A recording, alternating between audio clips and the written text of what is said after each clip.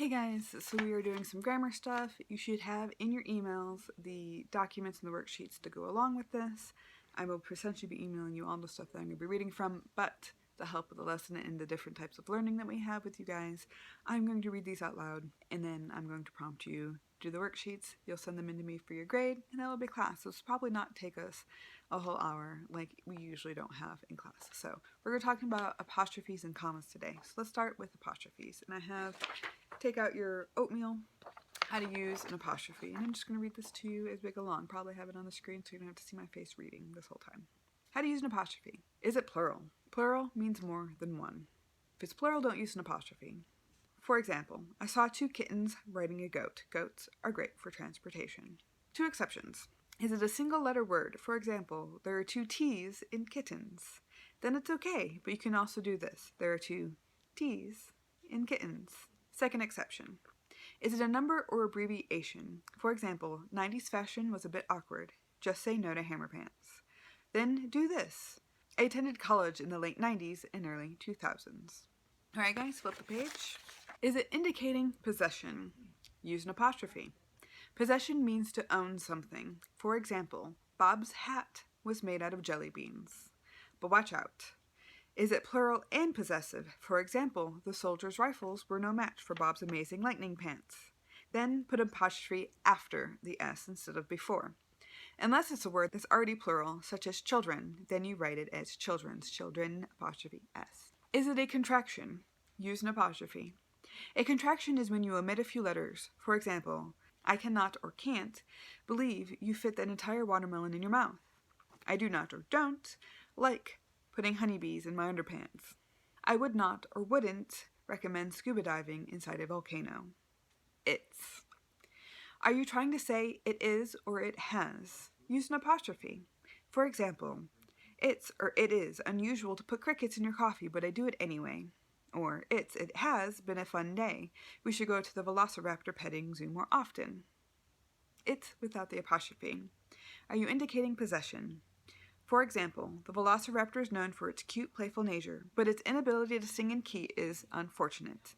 So if you're unsure, simply try replacing its, it apostrophe s, with it is. If it sounds okay, then use an apostrophe. Otherwise, don't. So this is opposite of what we normally see with possession and plural, etc. Its possessiveness is the exception, no apostrophe. Almost every other possession word that has an S on it is going to get the apostrophe. The only other ones that do not get this is his or her. His or hers, no apostrophes either. James's, apostrophe. Alicia's, apostrophe, etc. Is it a possessive name that ends in an S? For example, Charles's rocket ship allowed him to have lunch on the moon. Or Charles's cat is always terrified during liftoff. Having the extra apostrophe S or just the apostrophe after the S, both are acceptable. Just be consistent. I have the preference of adding the extra S. I just think it looks cleaner. You can do as you will. Is it possessive and a plural name?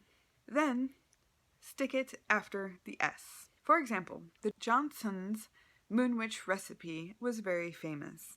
In this case, you're referring to the entire Johnson family, so the apostrophe goes after the S. To recap, remember that most apostrophes are used for possessive nouns, so if a noun owns something, use an apostrophe.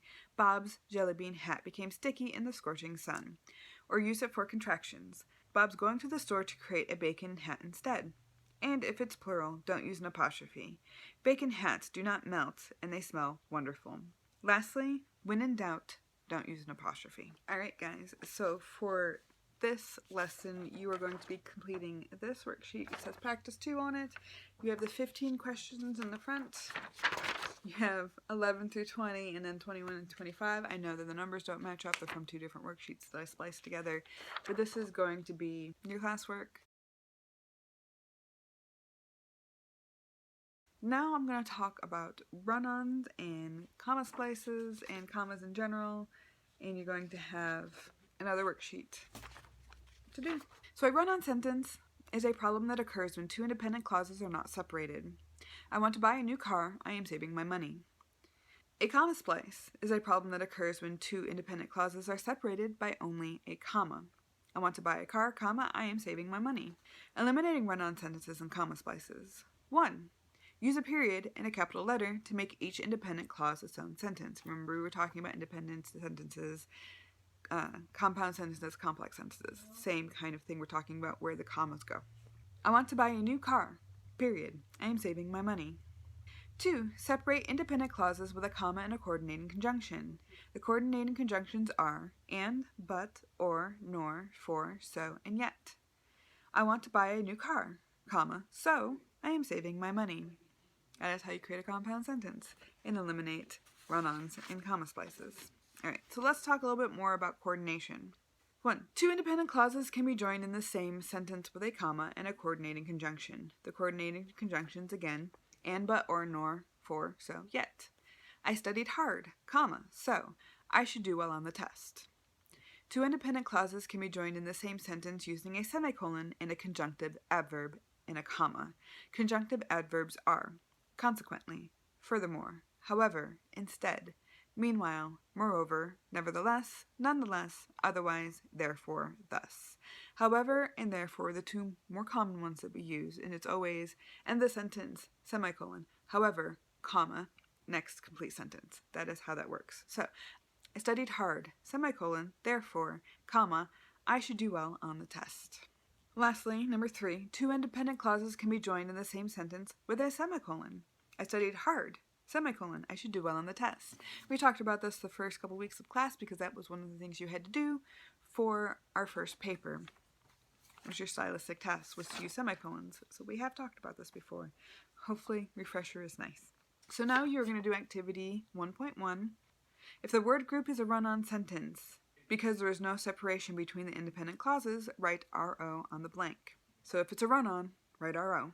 If it is a comma splice, because only a comma separates the independent clauses, write a CS on the blank. If it is correct, write a C on the blank. Okay, so activity 1.2.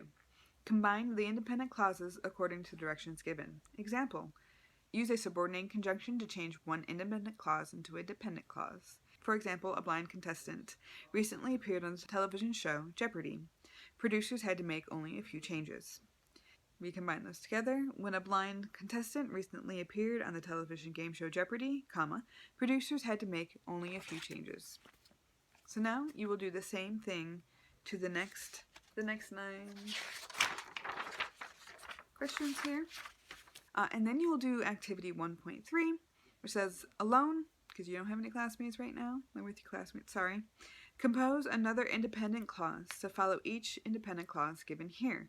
Separate the clauses with periods and capital letters or with commas and coordinating conjunctions. For example, the steak was overcooked, comma, but the vegetables were crisp and tasty. So in each one of these, you're going to just do a comma or a period and give me another independent sentence. Just make sure it's grammatically correct. All right, so pause now and complete those things, please.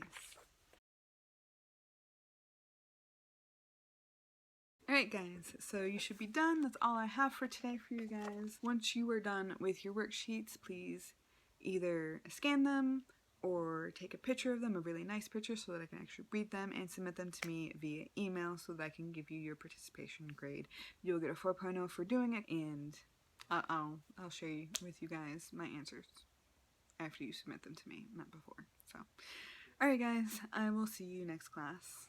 Have a nice day and stay safe, guys, alright? See you later.